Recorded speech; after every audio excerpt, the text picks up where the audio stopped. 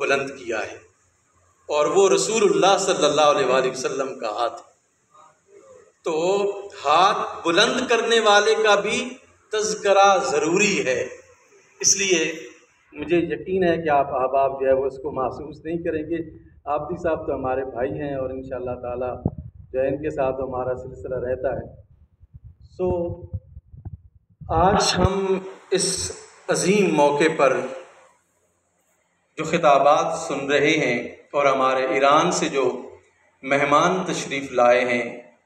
آیت اللہ رمضانی صاحب، میری پہلی ملاقات ہے ان سے، لیکن بہت ہی کمپریہنسو خطاب کیا ہے آپ نے، بہت جاندار خطاب کیا ہے آپ نے، اور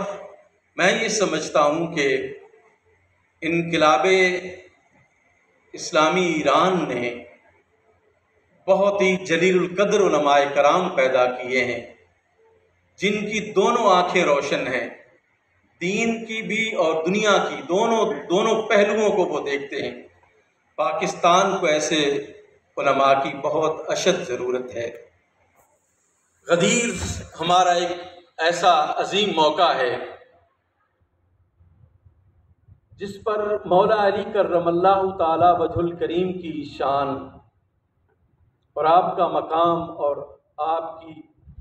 عزت اور رفعت جو ہے وہ بلند کی جاتی ہے۔ یہ اس دن سے شروع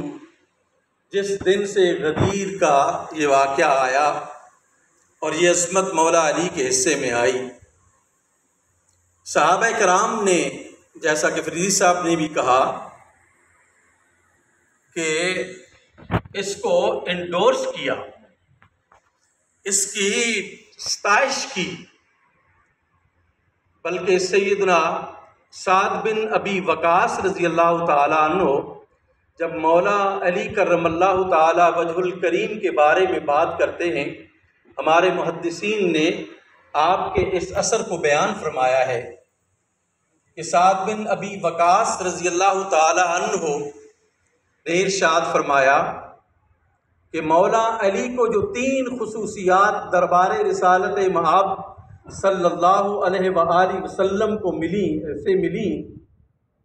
اگر ان 3 خصوصیات میں سے ایک خصوصیت بھی اگر مجھے مل جاتی تو میرے لیے یہ سرخ اونٹوں سے زیادہ جو ہے وہ قیمتی ہوتی۔ اب نے فرمایا ایک خصوصیت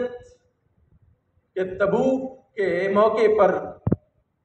سرکار دو عالم صلی اللہ علیہ وآلہ وسلم نے مولا علی کو فرمایا تھا، انت منی بمنزلت ہارون من موسیٰ لیکن لا نبی بعدی، کہ مدینے میں تم میرے لیے ایسے ہو جیسے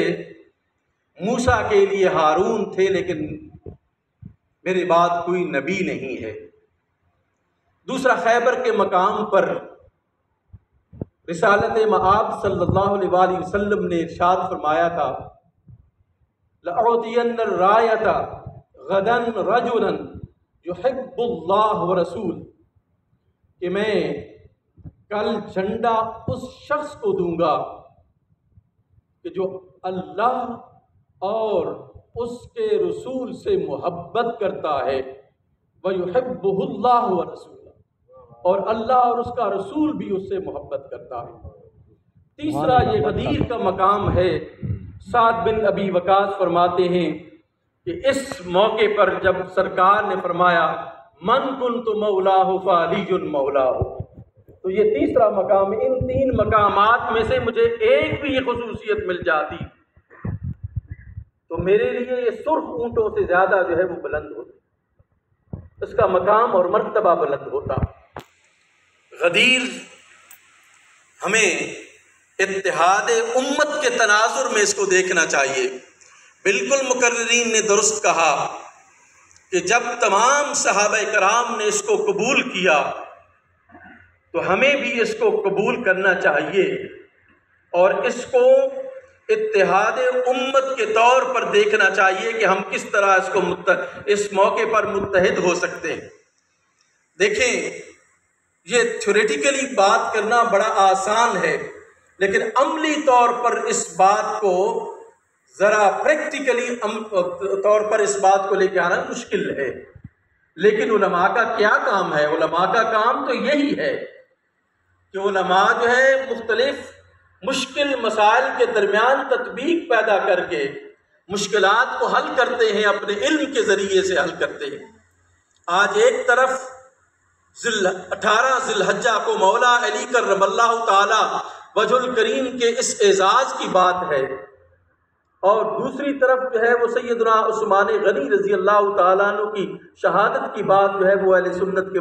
جو مکاتب ہیں وہ کرتے ہیں۔ کیا ہوتا ہے کہ یہ جو اتحاد و وحدت کا مقام ہے، اس کو اختلاف کا شکار کر دیا جاتا ہے، اور سوشل میڈیا پر دونوں طرف سے بریگیڈز بیٹھتے ہیں، اور کوئی اس طرف سے گولہ باری کرتا ہے، دوسرا اس طرف سے گولہ باری کرتا ہے۔ خدارا ہمیں اپنے جوانوں پر کام کرنا چاہیے۔ ان کو اختلاف کے طریقے میں نہیں کہتا، میں یہ سمجھتا ہوں کہ ان کو بتانا چاہیے کہ فضائل کو بیان کرنا، فضائل کی تناظر میں شخصیات کو دیکھا جائے، تنقید کرنے سے جو ہے وہ نفرتیں پیدا ہوتی ہیں، اور ان نفرتوں کو مٹانے کے لیے ہمیں عملی طور پر جو ہے وہ اپنا